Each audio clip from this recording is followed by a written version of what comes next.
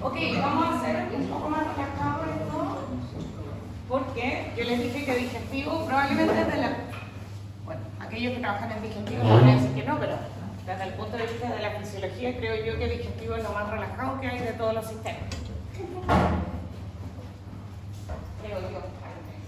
Y además porque seguramente hay cosas que aquí ustedes deben saber mejor que yo, sobre todo la parte anatómica. ¿Sí? ¿Cierto? Así que me van a enseñar ustedes. Los alumnos de primero van a hacer clase invertida. Ustedes deberían haber hecho clase invertida también. Profe, toma asiento. Pase, se la cedo.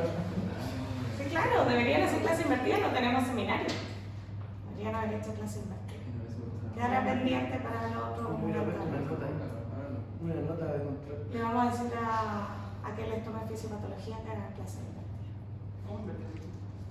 Ya no se sienta y tú haces la clase. ¿Tenemos profe de fisiopatología, profe?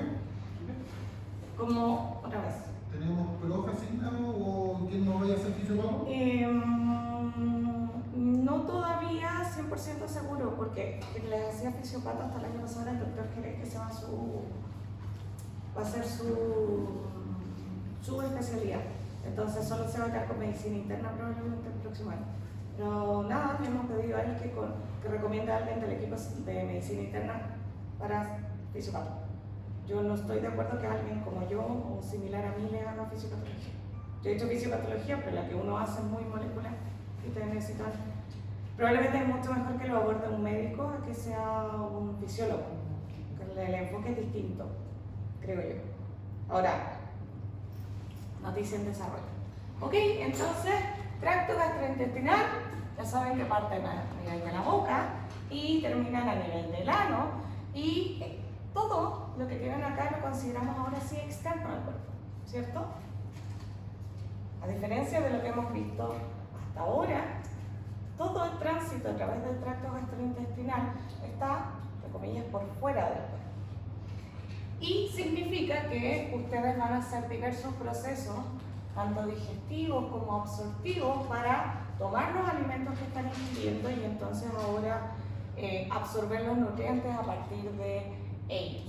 Por tanto, necesitan algunos órganos que son anexos, como por ejemplo el hígado, el páncreas, la vesícula biliar, que van a verter sus secreciones para ayudar al proceso tanto de digestión y luego entonces permitir que a nivel del intestino podamos ir absorbiendo los nutrientes así como sea necesario y también eliminando ciertas cosas que no necesitan a nivel corporal.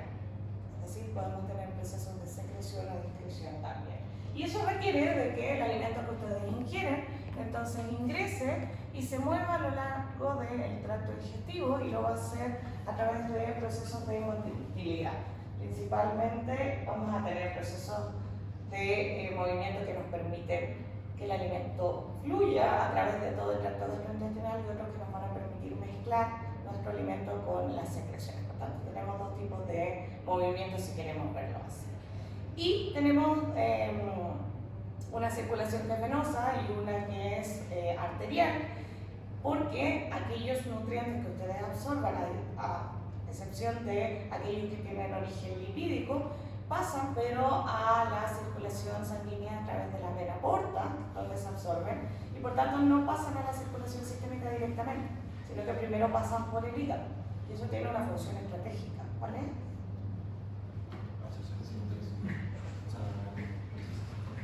¿Por qué pasa primero por el hígado y no pasa directo acá?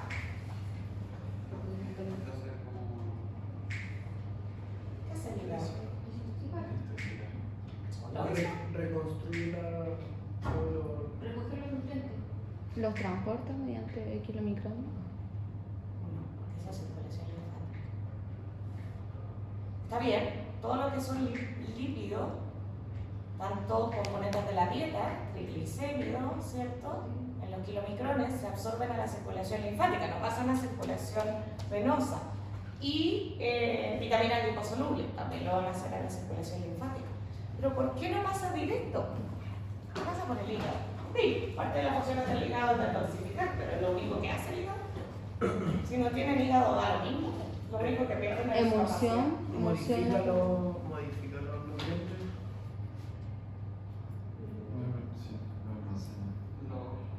Ok, tienen parte de función de almacenamiento. ¿Qué pasa cuando la glucosa está alta? Parte de la glucosa pasa al músculo, pero toda la glucosa pasa al músculo. ¿Dónde almacena glucosa? ¿Dónde pasan lípidos? ¿Dónde sintetizan lipoproteína? Endógena, lo hacen a nivel del hígado. ¿Cómo que todo lo que pase por acá van a ser sus nutrientes que se absorben por vía sanguínea? Y todo lo que llega a través de la circulación esplácnica significa tener sangre oxigenada, ¿cierto? Que va a llegar a irrigar los órganos del tracto gastrointestinal, ya sea por la arteria celíaca o por la mesentérica superior e inferior. ¿En qué condiciones? Acá se llama que siempre está irrigado, pero nosotros tenemos la capacidad de redistribuir nuestros flujos sanguíneos, ¿cierto? Las arteriolas, que tienen la capacidad máxima de contracción dentro del sistema, son aquellas que van a estar encargadas de redistribuir. Y ustedes deberían aumentar el flujo sanguíneo después de que comen, para garantizar entonces la absorción correcta de nutrientes. Deberían disminuirlo, por ejemplo, si no están comiendo y están haciendo ejercicio, ¿no? Por tanto, van a almacenar, van a modificar los nutrientes y luego a nivel hepático también detoxifican. Y parte de lo que detoxifiquen va a pasar a la bilis y luego puede ser secretado al tracto gastrointestinal. Entonces, si ustedes miran la pared del tracto gastrointestinal, por supuesto que la capa muscular es distinta si pensamos en el esófago, por ejemplo, o pensamos en el estómago o en el intestino, pero a lo largo del tracto gastrointestinal deberíamos tener al menos un epitelio, que otra vez varía según la función que tenga el tracto.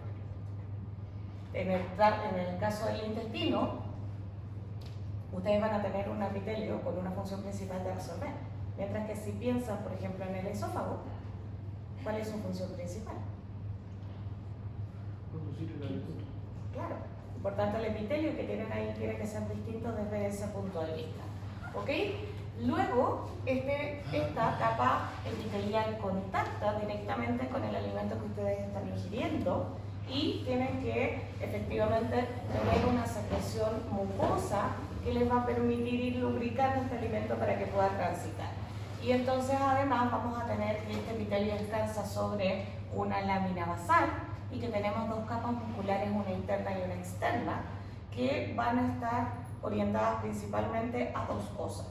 La externa va a ser principalmente al movimiento, es decir, a las contracciones que nos van a permitir el movimiento del alimento, mientras que en la interna vamos a tener también, si ustedes se fijan, contactando con la porción que tienen las glándulas submucosas. Y por tanto, tenemos ahí también una relación respecto al plexo submucoso, que está inervando principalmente glándulas y por tanto va a controlar la secreción glandular, mientras que el plexo mientérico está en directa relación con la capa muscular más externa y entonces ahora regula cómo se contrae el tracto gastrointestinal.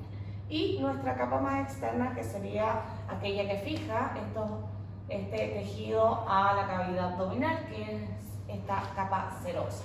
Por tanto, ese epitelio vamos a ir variando. Yo les voy a hacer mención de tanta histología, porque tienen un curso de histología en paralelo, pero al menos necesitan reconocer las capas más o las capas principales de la pared intestinal. Y cuando ustedes miran en el intestino, vamos a ver que tenemos estas vellosidades que lo que básicamente hacen es incrementar la superficie de absorción, ¿cierto? En la medida que ustedes tienen mayor cantidad de vellosidades, están incrementando el área superficial. Y vamos a tener células aquí epiteliales, que son lo que denominamos los enterocitos. Vamos a tener además estas células que están intercaladas entre los enterocitos, que van a secretar moco, y también vamos a tener células que tienen la función inmune del tracto gastrointestinal.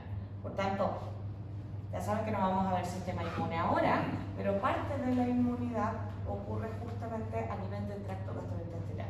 Y cuando la pierden, efectivamente, eso condiciona ciertas patologías asociadas al tracto gastrointestinal.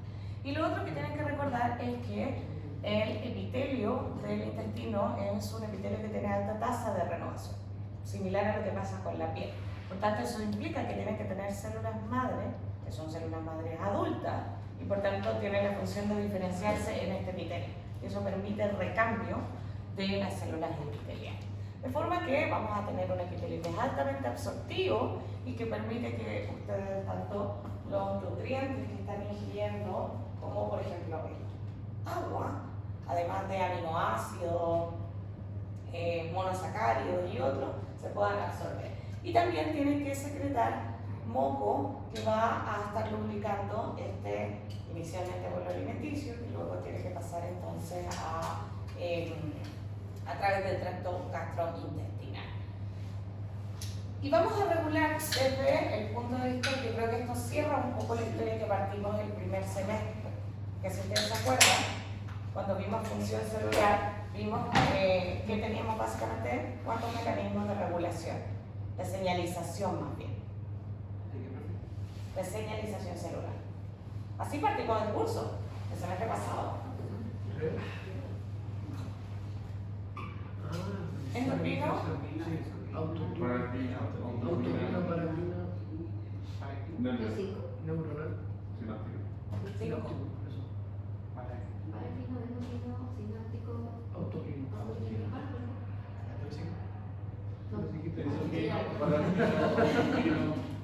Ok, en términos del tracto gastrointestinal aquí tienen 3 variantes. Vamos a tener una regulación que es de tipo endocrina y esta ustedes la conocen bien, ¿no? Sí, ¿qué es una regulación endocrina? ¿Qué significa? De la sangre al órgano. Ok, que la célula que secreta, en este caso, la hormona, la sustancia que regula, está conectada con la célula que sensa el proceso a través de la sangre, ¿no? Del torrente sanguíneo. Por tanto, ¿qué debiera estar sensando esta célula del epitelio intestinal? Presencia de alimentos, de nutrientes, ¿no? Y va a secretar ciertas sustancias que viajan a través de la circulación y entonces ahora su objetivo va a ser estimular esta célula. ¿Cómo lo hacemos? ¿O qué ejemplo de esto podrían tener? Aquí le está diciendo con la secretina, que es de las células enteroendocrinas, pero tienen muchos más ejemplos que ustedes conocen. ¿Ya qué pasa con la glucosa?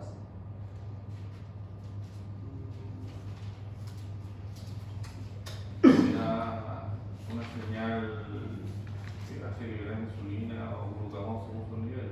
¿Ya? ¿Y lo hace dónde? En el páncreas. En el páncreas. Por tanto, eso significa que la glucosa se transporta a nivel sanguíneo hasta activar estas células en el páncreas y si aumenta la glucosa, entonces ese estímulo debiera generar la secreción de insulina.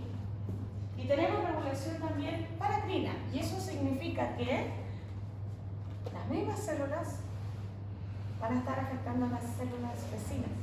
A eso se refiere con paracrina. De forma que en este caso, de nuevo, los nutrientes que yo estoy consumiendo, los alimentos que estoy consumiendo, son mi señal, pero ahora las moléculas liberadas por la célula que inicialmente se estimula van a incidir sobre las células vecinas.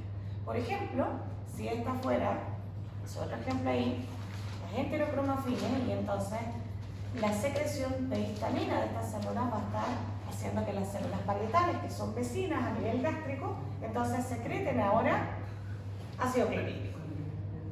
Por tanto, ahí no viaja el estímulo por vía sanguínea, es un mediador, sino que lo hace difundiendo directamente sobre las células vecinas.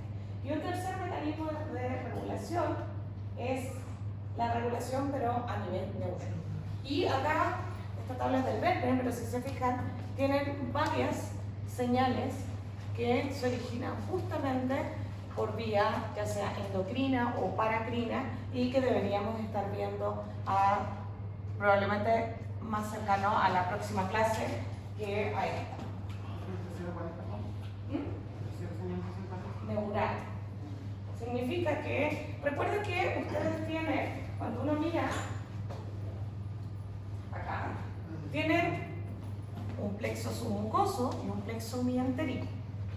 Esto es interno, ¿cierto? Está al interior del intestino, pero también tienen inervación del sistema nervioso autónomo. Y esa inervación del sistema nervioso autónomo implica entonces ahora que van a tener una señal.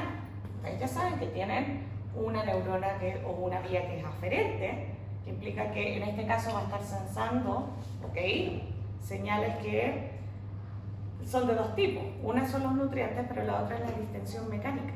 Cuando ustedes comen, el solo hecho de tener el bolo alimenticio está distendiendo, ¿no? Y esa distensión mecánica, entonces, mecanorreceptores sensan, y ahora vamos a tener interneuronas que luego van a llevar a estimular neuronas que van a mediar la peristancia, o que el efecto final va a ser sobre el músculo, si ustedes quieren, para mediar la peristancia, o va a ser sobre células que van a secretar sustancias.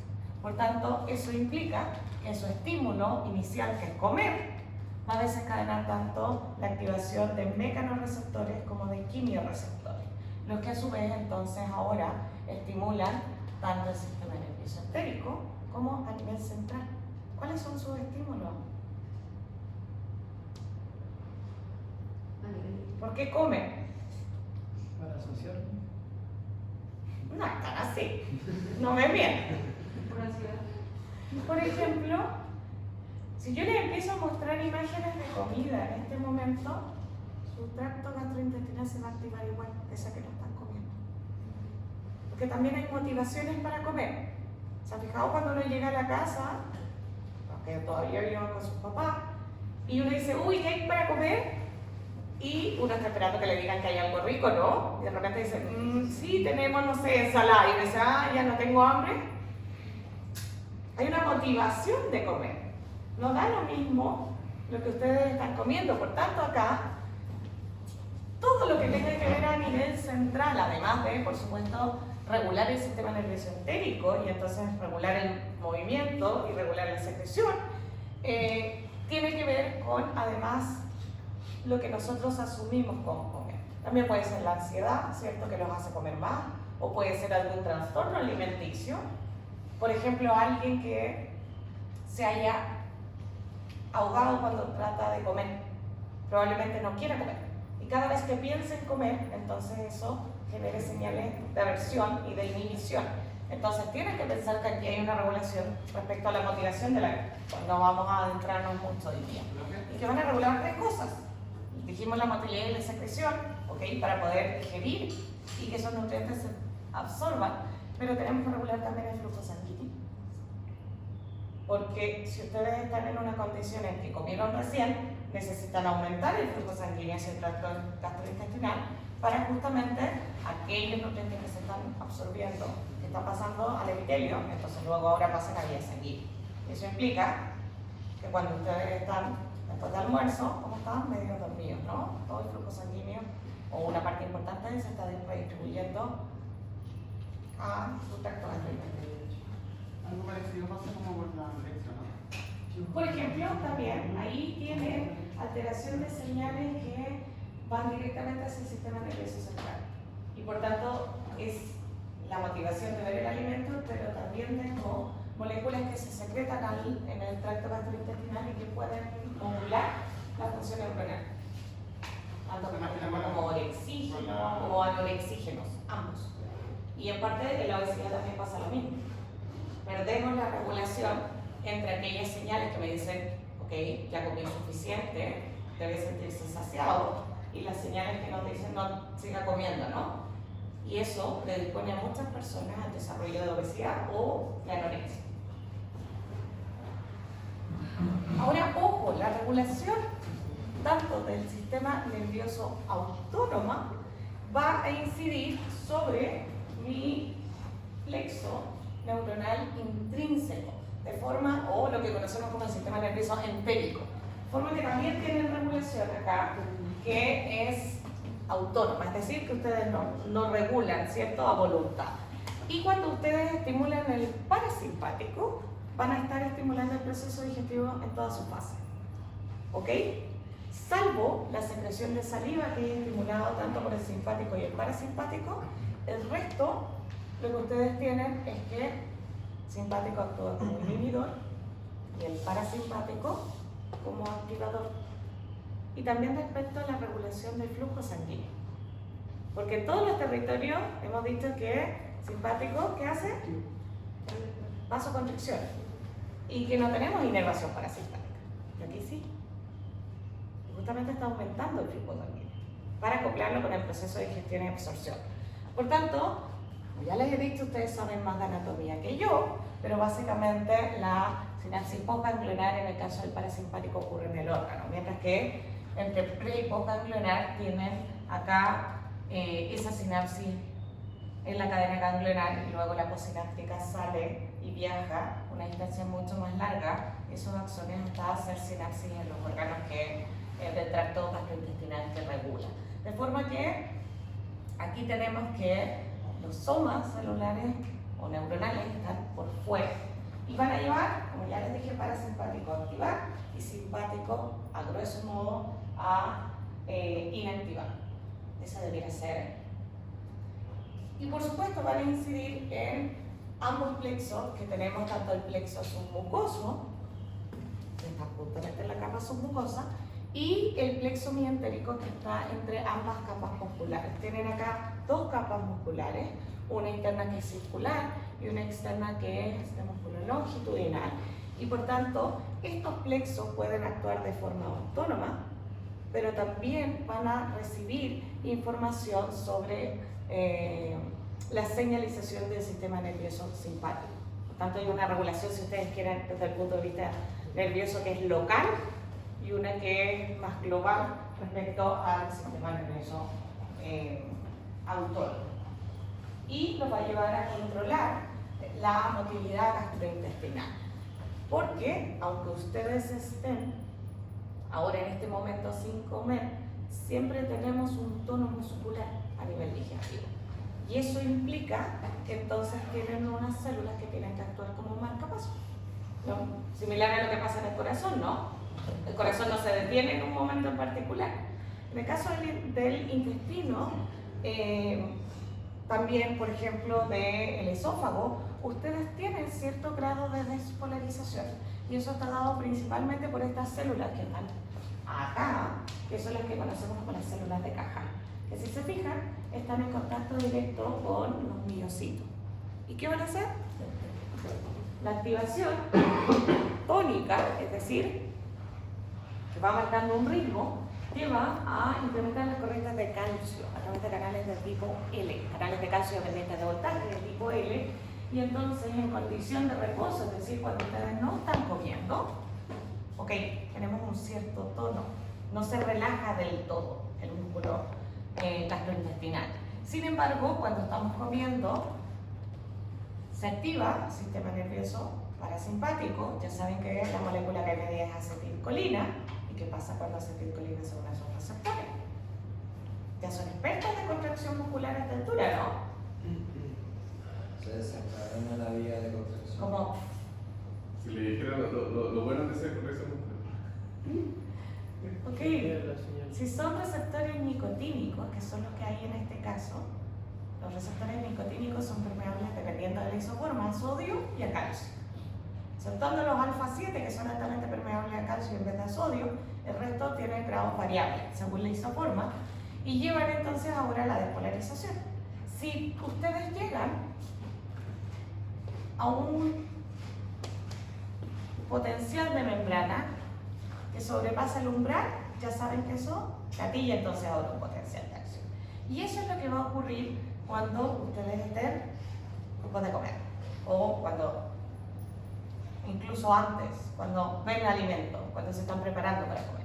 Y eso entonces gatilla ahora potenciales de acción en ráfagas, que lo que va a hacer es que preparemos para mover desde nuestro, desde la boca hasta llegar al colon este alimento. Sin embargo, en la condición contraria, y cuando tenemos activación del sistema nervioso simpático, lo que ustedes se fijan es que cesa esta actividad. Por tanto, ustedes pueden regularla, pero de forma autónoma. Y va a llevar a que la noradrenalina sea el efecto contrario. Aquí están despolarizando, mientras que la señalización simpática está llevando a la hiperpolarización. Efecto contrario, si llevan a la hiperpolarización, entonces ahora la probabilidad de generar un potencial de acción es mucho menor. Por tanto, siempre mantienen un tono muscular. Siempre. No van a tener relajación total. Entonces, cuando hablamos de inervación nerviosa, siempre se me viene a la cabeza el tema de dolor referido en el caso de las vísceras. Ya. Y siempre he tenido la duda. Cuando se habla de dolor referido, siempre se ha dicho no, es como que ocupa las vías nerviosas de otros órganos o de otras estructuras. ¿Pero a qué se refieren con ello? Porque sí tienen su inervación propia. Se refiere que tienen el mismo origen embrionario, de forma que las mismas fibras sensitivas que usted tiene a nivel de la piel, por ejemplo, son las mismas que tiene a nivel del órgano. Y por tanto, como tienen el mismo origen embrionario, entonces, en vez de sentir el dolor en el órgano que le está generando el dolor, lo sienten en una localización en la piel o lo localiza en la piel. Okay. Pero tiene que ver con eso, con el origen embrionario. Bien. Y entonces, como ya les dije, vamos a tener dos tipos de movimiento. Cuando hablamos de la peristalsis, implica que ustedes van a tener que acoplar la contracción por detrás del alimento que están ingiriendo del bolo alimenticio, si estamos hablando por ejemplo del esófago, y una relajación por la parte más hacia adelante, que si no, no tendría sentido. Si contraen acá y contraen acá, esto no se mueve así en ningún lado, ¿no? Y quedamos donde mismo. De forma que cuando hablamos de peristalsis, en este caso sí tenemos movimiento neto de lo que estamos consumiendo. A diferencia de cuando estamos pensando en contracciones segmentarias, y esto ya ocurre a nivel intestinal. Mientras que cuando estamos pensando en peristalsis, estamos pensando esofágico, estamos pensando en la última porción del estómago, que es lo que permite impulsar entonces ahora el contenido del estómago hacia el intestino y también a lo largo del intestino delgado y el intestino grueso, porque van a estar moviendo, tienen que moverlo. Por tanto, peristalsis también hay a nivel intestinal, mientras que contracciones de tipo segmentales aquí no tienen movimiento neto, sino que lo que ustedes están generando es como que tomaran ahora un tubo, le meten contenido y lo hacen así. Y este tipo de contracciones lo que hacen es mezclar. ¿Con qué? ¿Qué es lo que ustedes quieren mezclar? ¿Qué quieren? No solo la bilis, todas las secreciones. Secreción mucosa para lubricar el alimento en todas las fases y que se pueda luego mover. Necesitan mezclarlo con las enzimas digestivas, independiente de que sea secreción pancreática o que sea secreción biliar, ¿no? De forma que este movimiento, en realidad, este tipo de contracción no genera movimiento, sino que lo que ustedes están haciendo es mezclar. ¿Qué es básicamente eso? Que tomaran un tubo y lo empezaron a hacer así. Por tanto, tienen contracciones a lo largo, sobre todo en el intestino, que permiten mezclar, pero están contrayendo, si se fijan, a ambos lados. Por tanto, como tienen contraído, el alimento va a presionar y entonces se mueve hacia ambos lados y se devuelve. Sería como ese tipo de movimiento. Y es distinto. De forma que acá, esto es intestinal propiamente. Centrado. Y hablando de la peristalsis, ¿cómo se podría explicar fisiológicamente un reflujo o vómito? Eso tiene que ver con la pérdida del tono del esfínter esofágico inferior. Inferior. Sí, porque si tiene reflujo gastroesofágico, es el paso del contenido del estómago hacia el esófago. No, en ese caso no, porque tiene un incremento de la peristalsis a nivel de colorín. Valor blanco, va en dirección contraria. De forma que podemos dividir desde el punto de vista de cómo es ese tránsito del alimento o qué ocurre después de que comemos en distintas fases. Por supuesto que el alimento tiene, o lo que yo consumo, va a generar diversos estímulos. Hemos hablado de un estímulo mecánico, ¿cierto? Propio de la distensión que genera eso que estoy consumiendo. El estímulo químico, desde el punto de vista de solutos que pueden ser osmóticamente activos. Y ahí, ojo, si les gusta comer harta sal, por ejemplo. Ahí tienen un soluto osmóticamente activo, ¿no? Y también de todos los compuestos químicos que ustedes efectivamente consuman. Por tanto, todo eso va a estimular nuestra vía aferente y va a desencadenar todos los mecanismos de regulación en respuesta a la ingesta. Dijimos endocrino, dijimos paracrino y dijimos regulación neural. ¿Para qué? Para regular cuánto flujo sanguíneo está llegando, la motilidad, permitir el paso del alimento y además entonces la secreción de todas las glándulas que están al interior de nuestro tracto gastrointestinal, glándulas serosas, glándulas mucosas y aquellas que están orientadas a la secreción de enzimas al interior del tracto gastrointestinal como secreciones que provienen de los órganos anexos. Por tanto, justamente la primera fase, y otra vez, obviamente que este es un proceso integrado, lo dividimos porque es más fácil entenderlo si lo dividimos en fases. Pero la realidad es que la respuesta frente a comer es solo una, ¿ok? La primera fase es cuando ustedes miran la comida, lo que hablábamos después, ¿cierto? Yo veo la comida me parece apetitosa.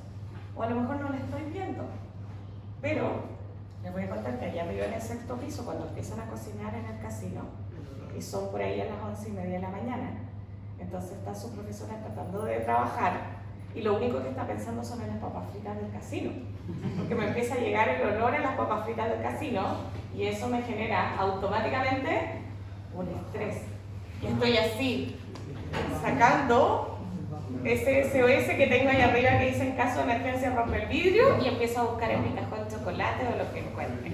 Ok, eso es fase cefálica. Por tanto, independiente de que sean las 11 de la mañana y su profesora suele almorzar a la 1 cuando alcanza, es mentira, no tengo hambre, ya tomé desayuno, está todo ok, me tomé café de la mañana, está todo perfecto, pero el solo sentir ese olor hace que gatille en mí que hay que comer. De forma que todo eso se transmite por vía vagal. Vagal.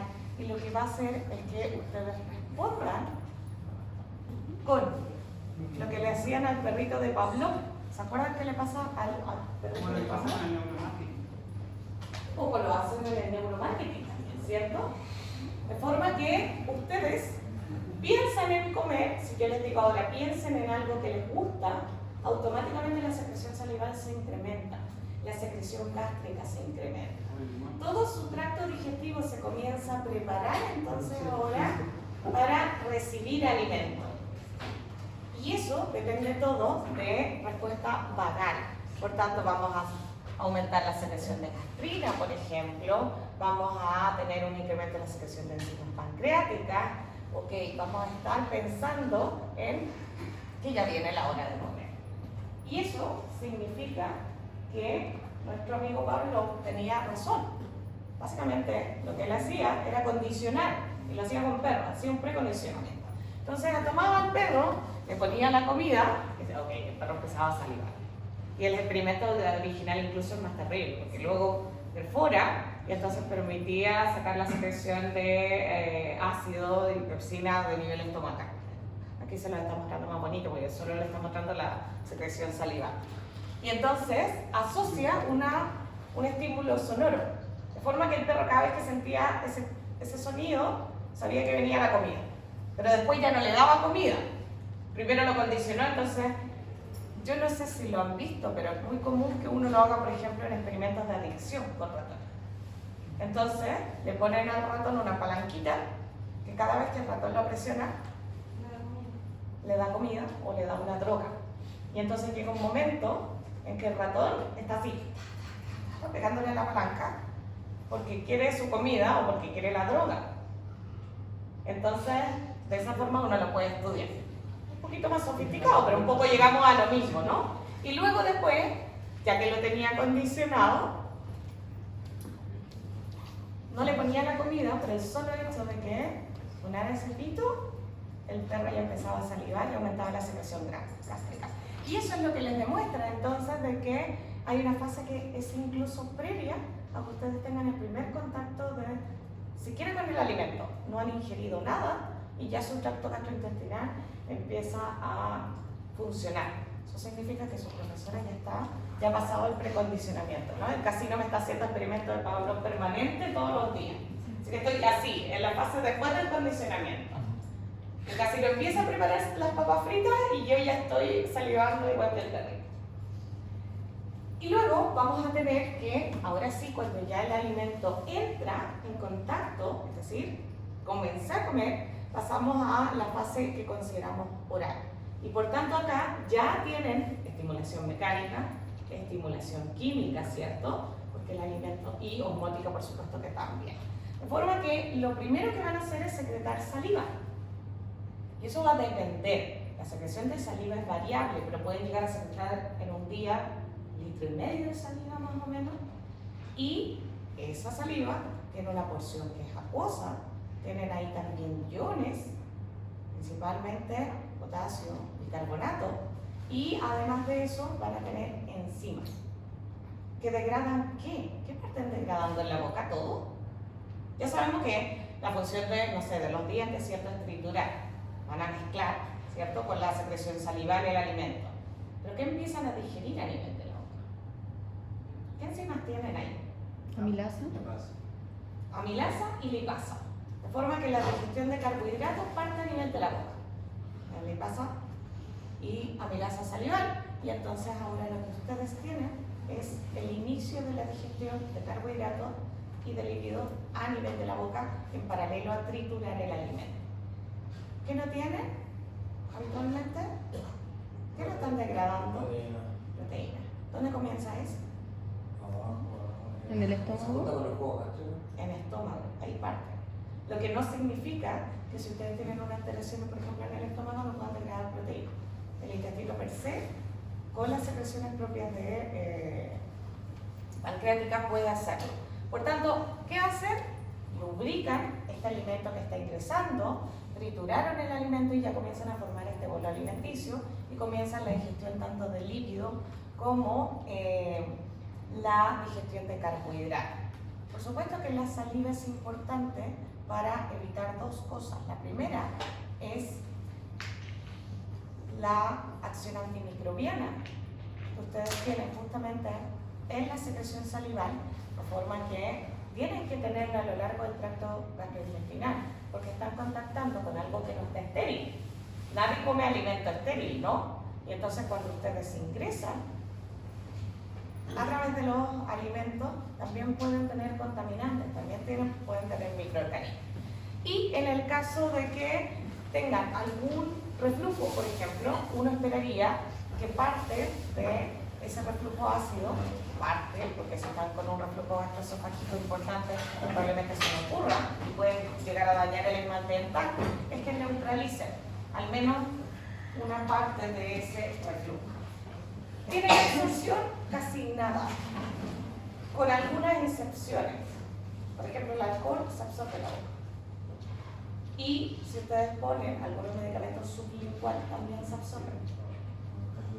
Por ejemplo, nitroglicerina sublingual en un paciente que se le está infartando. La razón por la cual son más ricotemas.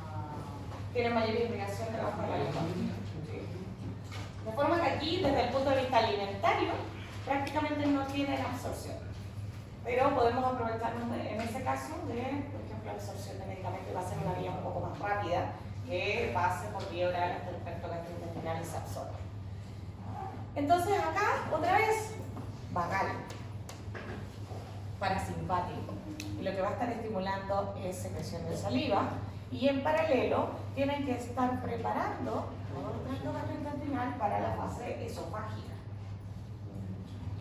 Y entonces, ustedes ya saben que tienen glándulas salivales que tienen funciones distintas, pero si uno pudiera mirarlas, tiene al fondo de estas glándulas células que básicamente están encargadas de generar mucina, es decir, de producir moco, y vamos a tener aquellas que son serosas, donde vamos a tener la producción enzimática principalmente. Por tanto, la secreción original de saliva que sale desde esta porción luego se modifica por las células ductales. La secreción acinal pasa a través de estos conductos, tanto del conducto intercalado, del estriado y el conducto excretor, y luego lo que se origina acá varía de lo que realmente sale en términos de composición en su saliva. Y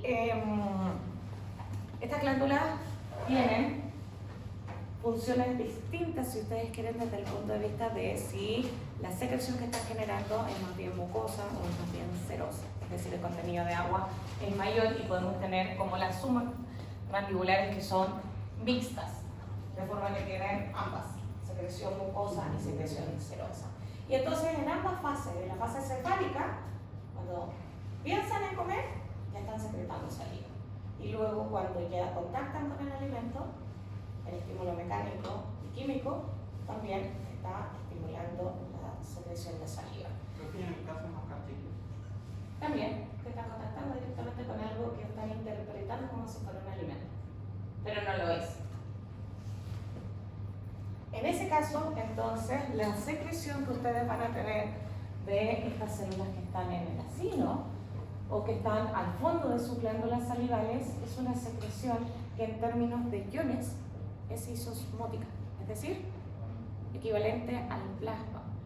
Mientras que cuando están acá, pasan a una solución hiposmótica. Por tanto, la concentración de sodio, de potasio, de cloro y de bicarbonato que tienen acá es muy similar a lo que tienen en el plasma. Y lo que van a tener acá es secreción principalmente ¿de qué? De la amilasa salival, ¿no? Que es nuestra enzima preponderante. Luego que esa secreción pase, entonces a nivel de las células ductales, ¿cierto? Los conductos excretores, lo que vamos a tener es secreción de potasio y vamos a tener también en paralelo la secreción de bicarbonato. Eso hace que la saliva no sea ácida y pueda, si es que tienen en el caso un reflujo, en cierta medida tamponar esa secreción ácida que proviene del estómago.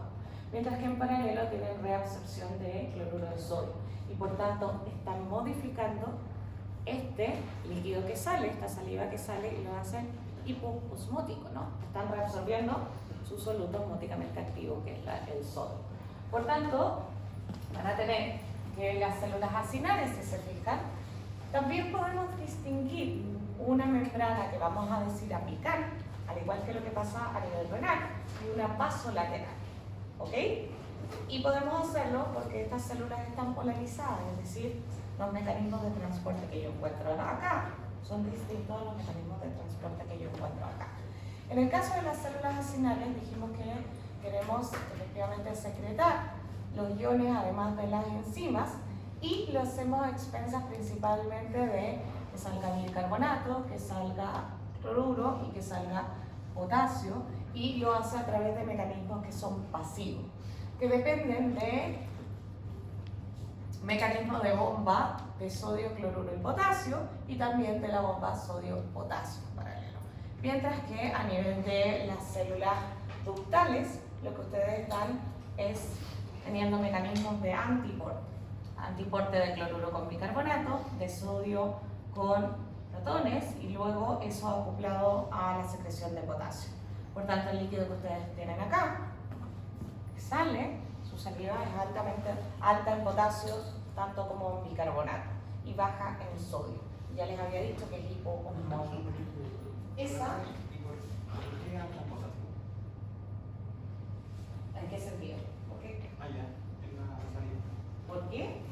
Porque creo que necesita potasio. para regular. Ahí se ve. Claro, por el pH. Ujú. ¿Cómo lo regulamos? Yo les dije que acá sí tienen un ejemplo de que ambos sistemas, tanto el simpático como el parasimpático, están llegando al mismo efecto. Y es el único nivel, del tracto gastrointestinal donde vamos a tener ese efecto. Tanto sistema nervioso parasimpático a través de la activación de receptores muscarínicos, ya saben, acoplado a proteína G, IP3, diacilglicerol, producción de calcio, o el sistema nervioso parasimpático a través de la activación de receptores beta en las células tanto del acino como de los túbulos, las células ductales, que van a incrementar la secreción de saliva. Por tanto, ojo, este es un ejemplo en que ambos van a funcionar en el mismo sentido. Y, por supuesto que ya los factores hemos hablado de aquellos que nos estimulan, pero aquellos que nos disminuyen es, por ejemplo, la deshidratación. Tienen una secreción ahí que es acuosa, Por tanto, si están en una situación de deshidratación, no quieren perder agua. Si ustedes bloquean los receptores muscarínicos, como lo haríamos con la atropina, también pierden efectivamente o reducen la secreción salival. De forma que si tuvieran, por ejemplo, un paciente con una secreción salival importante, entonces podrían darle algo, o podrían en realidad darle un antagonista de los receptores muscarínicos, más que atropina. Y cuando tienen sueño, también disminuye la secreción salival. ¿Qué creen que pasa eso? ¿Qué pasaría si estuvieran secretando saliva mientras están durmiendo?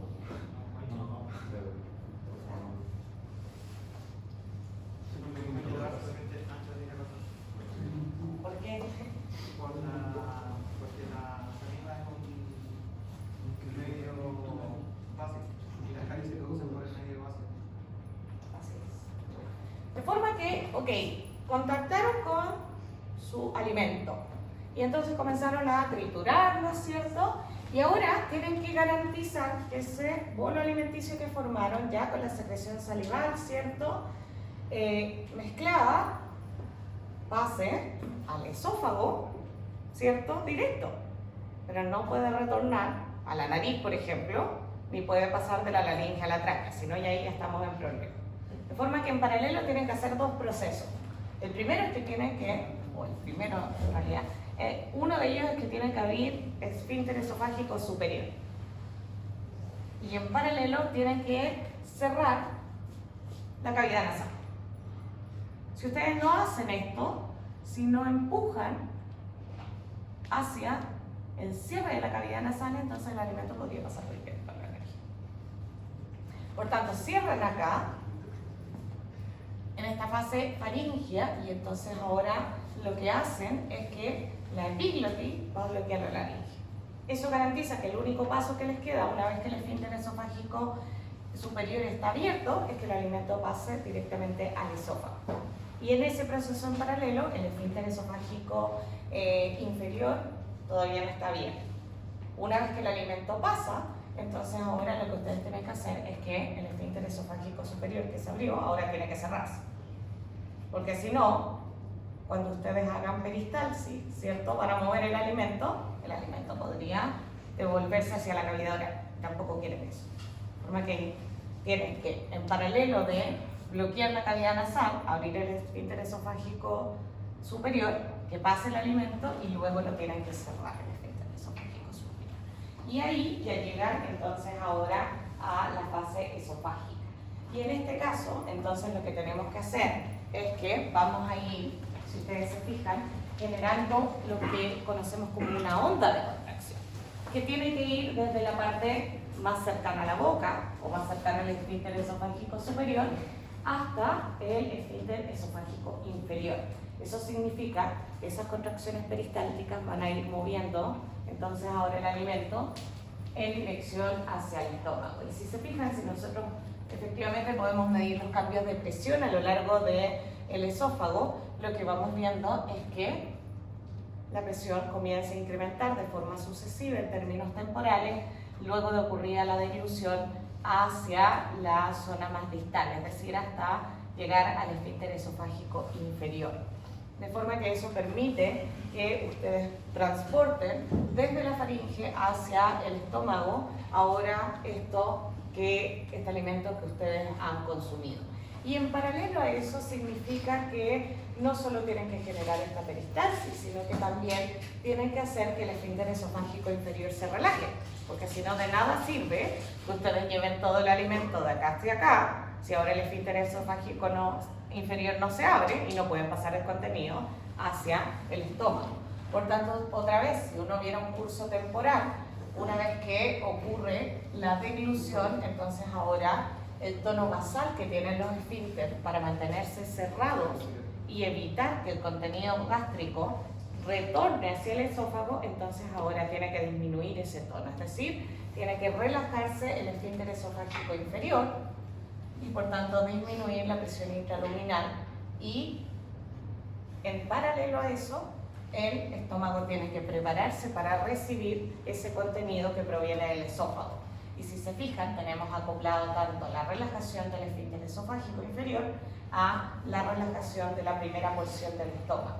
Con eso están garantizando entonces ahora el paso del alimento desde la faringe hacia el estómago y en paralelo que el estómago esté preparado para recibir ese alimento. Por tanto, esto es receptivo desde el punto de vista mecánico, que no es una estimulación mecánica por el alimento que ustedes tienen ahí. Y si todo sale bien, entonces debiera llegar a su estómago luego el alimento, a esta primera porción que es el cardias, y transitar desde el cardias al fondo y el cuerpo hasta la región del antro y entonces a través de atravesar el píloro después pasar al intestino. Vamos a ver hoy día solo hasta la fase gástrica y la próxima semana retomamos función intestinal, porque antes de retomar función intestinal y de los procesos de digestión y absorción a nivel del intestino delgado y luego de absorción y secreción del intestino grueso, tenemos que ver secreciones de órganos o glándulas anexas, ¿ok? Entonces, en la primera porción, esta porción que está acá es la que está encargada de producir mucina, tiene células ahí que producen mucina y que secretan bicarbonato. Y yo no sé si se acuerdan de la clase de regulación del pH, pero había, por ejemplo, condiciones en las que ustedes tuvieran vómito o que tuvieran diarreas y cómo eso afectaba la mantención del pH. Y también pasa respecto al potasio. Piensan que están secretando potasio a nivel de la secreción salival, por ejemplo. Y entonces ahora, si ustedes tienen pérdida de mecanismos y también a nivel estomacal, pueden generar, por ejemplo, una hipocalemia, una hipopotasia. Entonces tienen que tener en mente, otra vez, que está todo conectado finalmente. Que lo que pasa a nivel gastrointestinal puede afectar a nivel plasmático. Que lo que pasa a nivel renal también afecta a nivel plasmático. Que lo que pasa a nivel En hipocalemia aumenta la secreción de renina. ¿Tiene control en media hora más? ¿No? ¿Ok? La segunda parte, aquí sí tenemos proceso digestivo. En esta parte lo tenemos centrado respecto a, ¿qué dijimos que digerimos acá? Proteína. Proteínas. Por tanto, tenemos secreción de pepsinógeno, que se activa en un pH ácido, por tanto secretan ácido clorhídrico también, pero en paralelo también van a tener secreción de moco y bicarbonato. Si eso no pasara, la secreción ácida disminuye tanto el pH que dañarían el epitelio gástrico. Por tanto, necesitan igual secreción de moco y bicarbonato, que va a estar justamente embebido en este moco y le va a dar características básicas para hacer frente a entonces la secreción de ácido. Y entonces la pepsina no se secreta de forma activa, sino que lo hace como un sinmógeno inactivo, que cuando está en condición ácida, entonces el pepsinógeno se comienza a convertir en pepsina, e incluso la misma pepsina puede tener actividad repelítica sobre otros pepsinógenos y activarlos también. También tenemos secreción de dos cosas más, lipasa, por tanto siguen con a nivel gástrico con metabolismo o degradación de lípidos, y lo que no tienen acá es ¿qué? Carbohidrato. Tienen degradación de carbohidrato, porque justamente cuando la secreción salival pasa, mezclada con nuestro alimento al estómago, al pH en el que se encuentran, se inactiva la amilasa salival. Recuerden que todas las enzimas, señores y señoritas bioquímicos en potencia, tienen un pH en cuya actividad es óptima.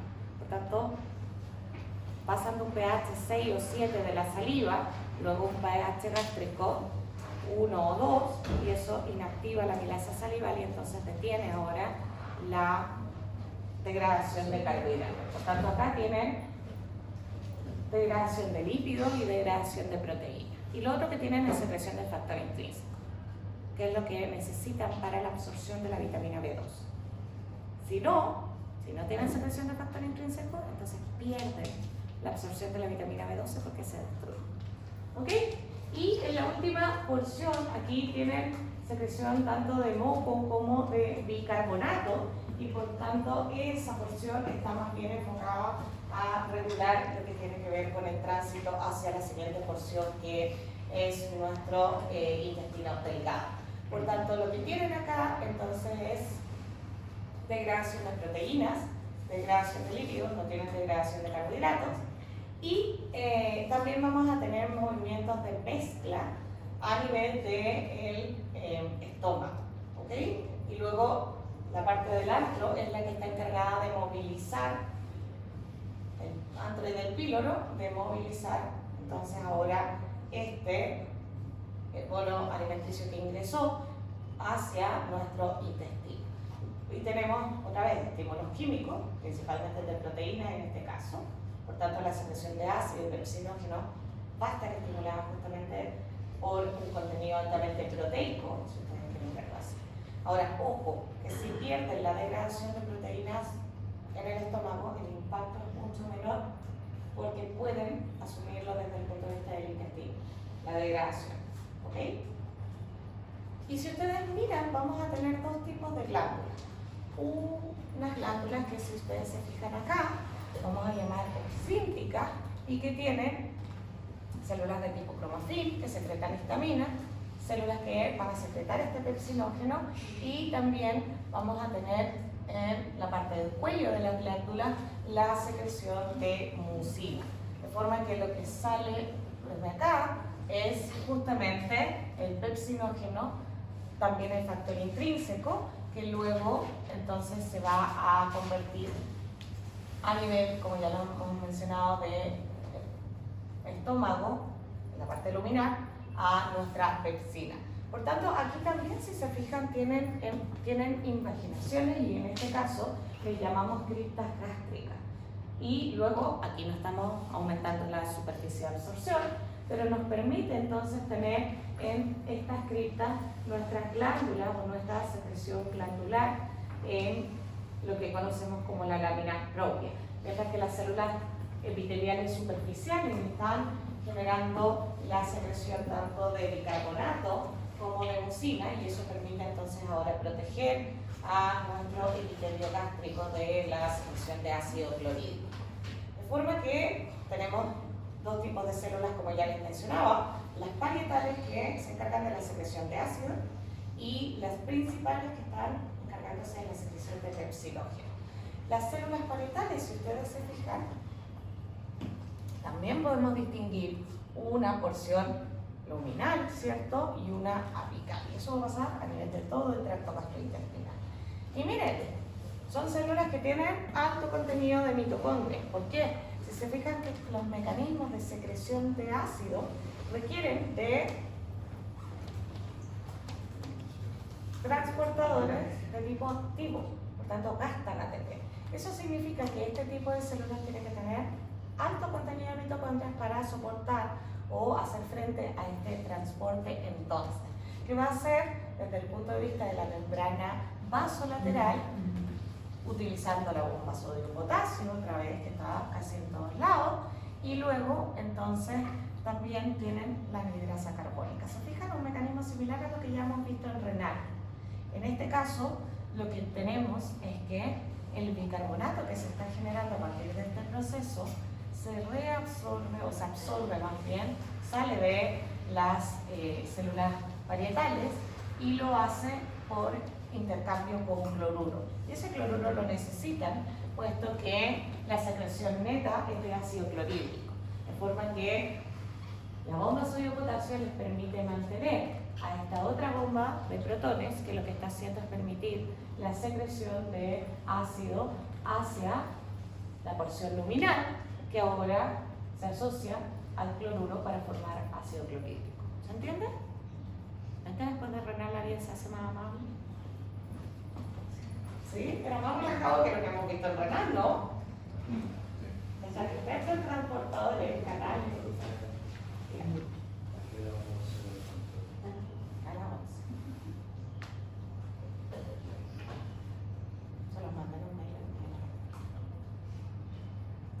Y el otro tipo celular que ustedes tienen, ¿listo? Las parietales, mientras que las principales tienen la característica de secretar, pero ahora lo que secretan es el pepsinógeno. Entonces, si se fijan, cuando vemos las glándulas que, otra vez, están acá, en esta región, Y por eso las llamamos glándulas auxínicas, que están en esta región, ¿ok?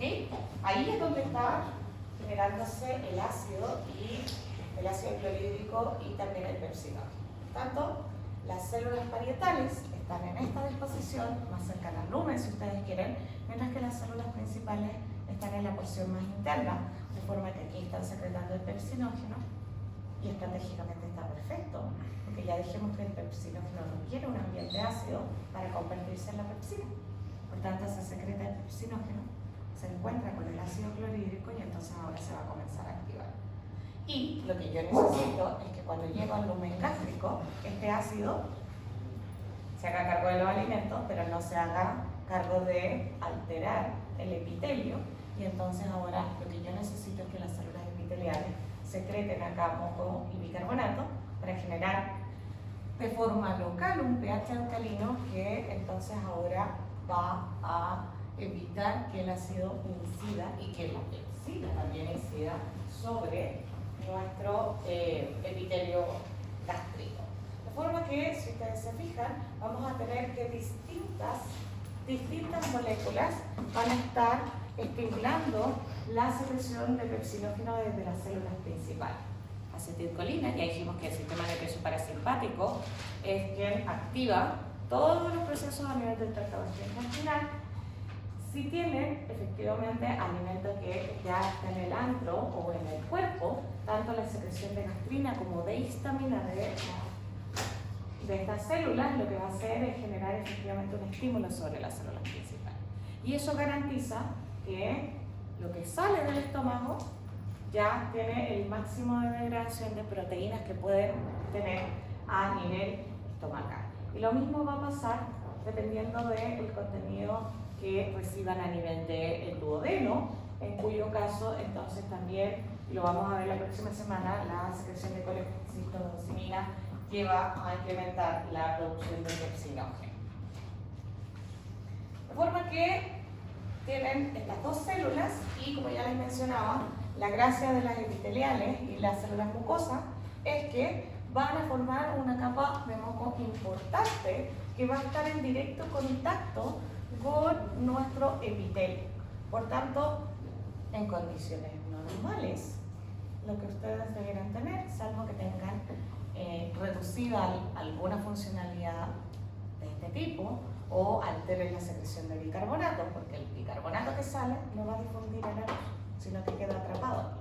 Tanto este tiene pH cercano a 7 en la superficie, y entonces ahora lo que puede ocurrir es que ese pH 2 que van a tener por el ácido clorhídrico no debiera estar afectando el epitelio, salvo que ustedes pierdan la capa mucosa. ¿Ok? Y eso significa proteger a su epitelio. Y si la otra alternativa es que la secreción de pepsina o de pepsinógeno, la conversión a pepsina, sea lo suficientemente grande para que ustedes erosionen esta zona. Con lo cual, les queda expuesto el epitelio y entonces ahora lo pueden dañar. Y si dañan el epitelio, ¿qué debería pasar? Podría llegar a, claro, podría llegar a generar una úlcera. O al menos partir con un proceso de inflamación. ¿Ok? ¿Cómo regulamos? Ya dijimos que parasimpático es el que regula y lo hace aumentando la secreción tanto de ácido como de pepsinógeno, y lo hace desde la fase cefálica. Es decir, no solo están estimulando la producción de saliva una vez que ven alimento o que se acuerdan que quieren comer, sino que además van a estar estimulando también la producción de ácido y pepsinógeno a nivel del estómago. Por tanto, lo hacen desde la fase cefálica, pero luego ya en la fase gástrica, por supuesto que tener el alimento ahí presente, lo que va a hacer es que ustedes estimulen aún más la secreción tanto de ácido como de pepsinógeno. Y vamos a ver que esto tiene que ver con activación parasimpática, pero también con los reflejos que da los propios plexos que teníamos a nivel muscular, el plexo mientérico y el plexo submucoso, que justamente se activan por vía aferente y dan respuesta. Y la estimulación de esos dos tipos celulares a nivel gástrico, que incrementan la gastrina, la secreción de gastrina y histamina, que llevan entonces ahora a la liberación de ácido, pero mayoritariamente también de pepsina. De forma que la última opción, además, es que las secreciones que ustedes tienen, ya dada la fase intestinal, también podrían regular la secreción de ácido y pepsinógeno a nivel estomacal. Por tanto, están haciendo un mecanismo, si ustedes quieren, de contrarregulación o un mecanismo de retroalimentación dependiendo de cómo es la composición del alimento que les está llegando a nivel intestinal.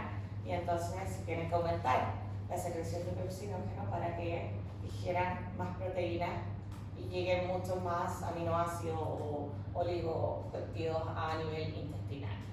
Bien, por tanto, para regular la secreción de ácido clorhídrico, lo que tenemos es que vamos a tener qué tipo de señalización. Miren, tenemos acá nuestra célula parietal. Ya sabemos que el trabajo de ella es producir ácido clorhídrico. ¿Y qué tipo de regulación tienen acá? Las células G producen gastrina. ¿Hacia dónde se está yendo la gastrina? Endocrina, ok.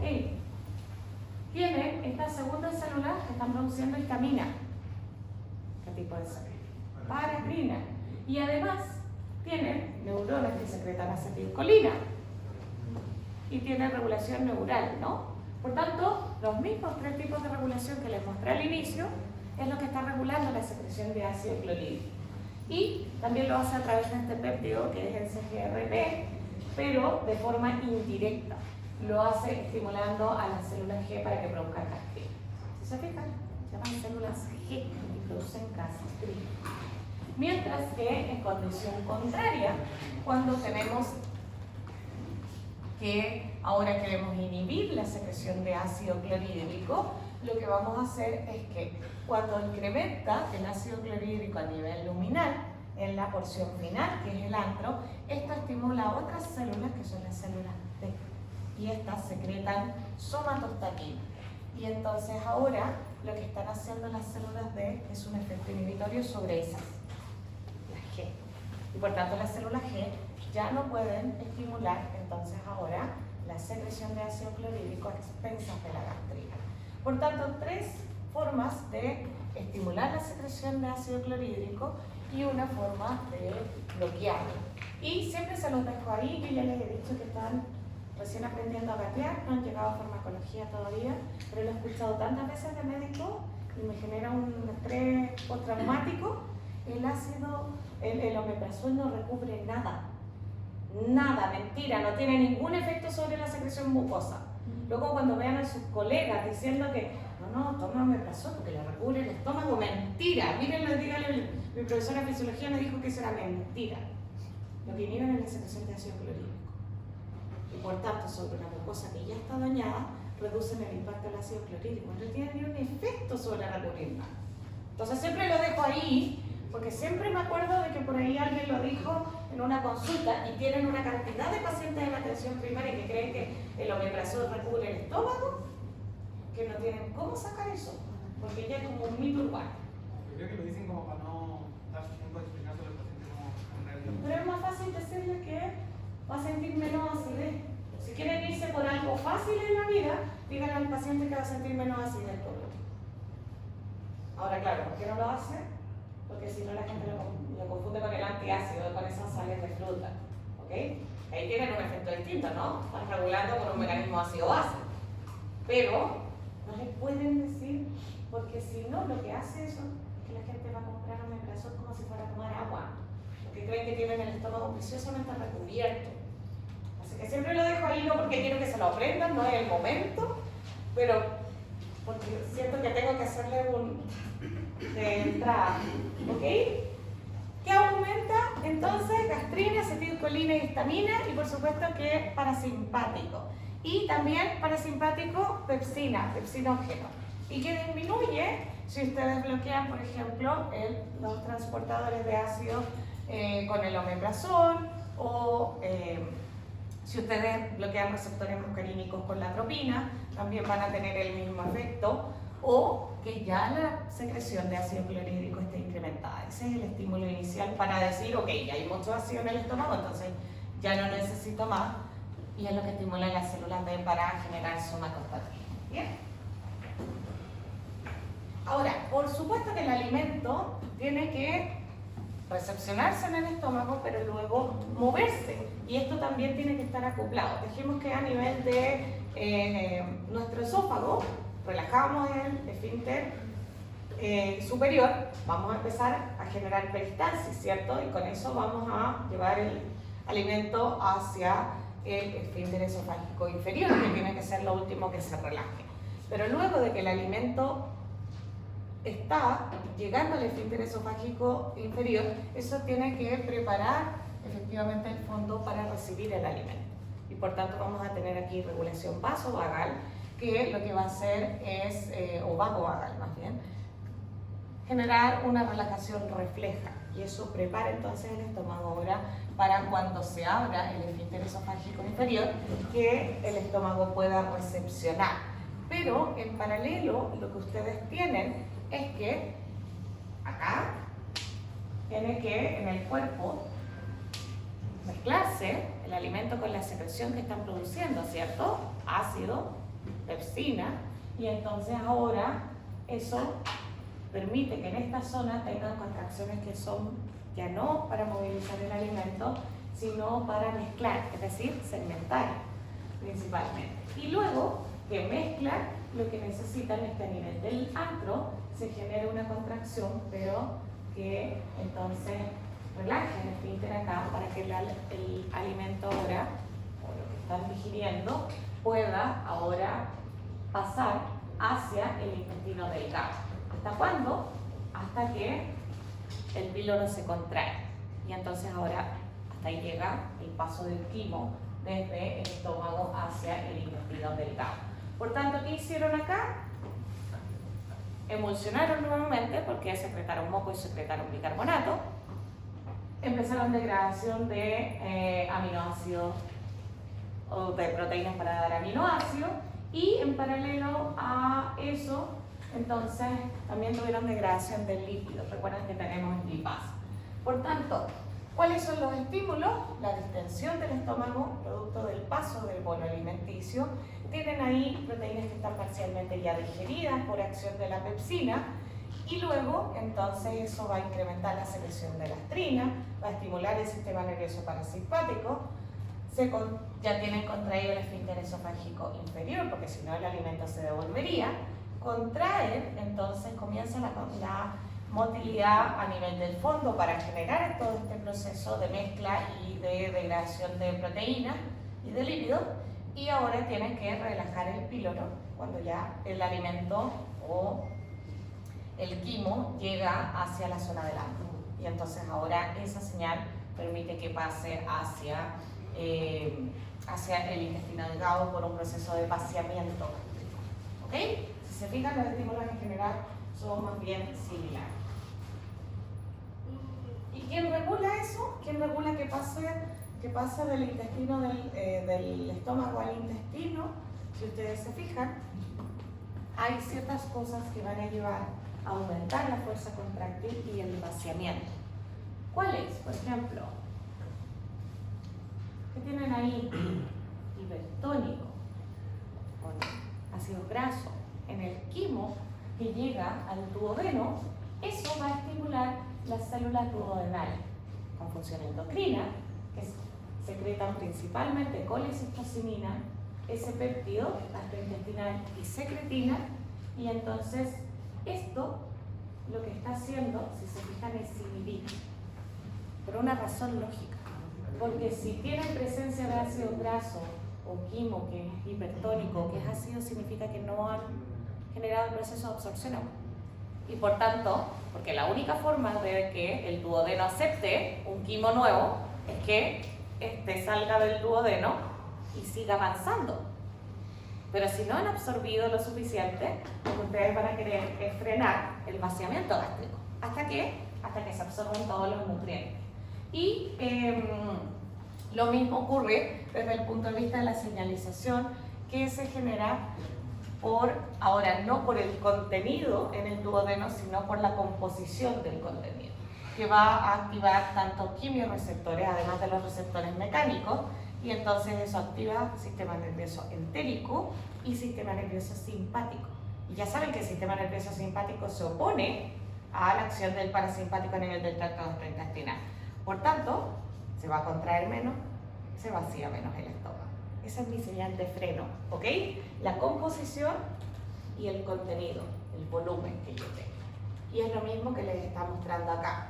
La distensión del duodeno, la presencia, es lo mismo, pero esto y esto son lo mismo, pero se los voy dejando porque a veces creo que si se las pongo de 2 o 3 formas distintas, llegamos a lo mismo. Ácido graso, glucosa, es decir, solutos que se tienen que absorber. Ese es el mensaje. Significa que no puede seguir avanzando ese contenido que está en el duodeno. No tiene opción, tiene que seguir ahí. Y por tanto no puedo vaciar el estómago hasta que eso concluya. Y lo hago, como ya les mencionaba, a través de la secreción de secretina, colecitocinina y péptido intestinal, gastrointestinal, y con eso freno la contractibilidad o por activación del sistema nervioso simpático. ¿Ok? Tienen tarea asociada con reflujo gastroesofágico, que yo sé que deben ser de las cosas que tienen en mente. Quiero que se centren en la parte del mecanismo. ¿Qué es lo que se está alterando de lo que hemos visto ahora? No me interesa que se centren en el diagnóstico, en el tratamiento. Son médicos en potencia todavía.